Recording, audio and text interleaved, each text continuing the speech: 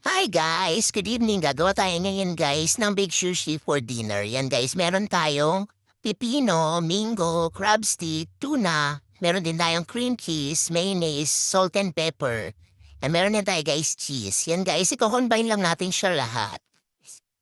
Yan, nilagay na natin guys yung crab stick. Nilagay na rin natin guys yung ating tuna. Yan, meron din tayo guys cream cheese. Yan, lagyan natin guys yung mayonnaise. Salt and pepper. Yan, mix well lang guys. Tapos yan guys, halina natin siya guys sa ating rice. Yan, sarap. Amoy pa lang, sarap na. Yan.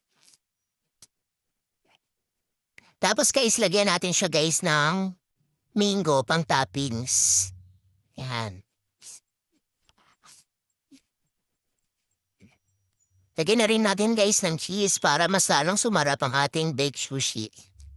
Tapos yan guys, sasalang na natin siya guys sa oven ng mga 20 minutes.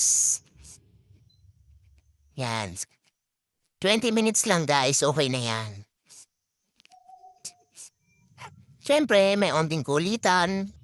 Yan guys. After 20 minutes guys, ayan, ito na siya. Luto na. Sarap. Yan, cheers. Kain tayo. Thank you. Bye.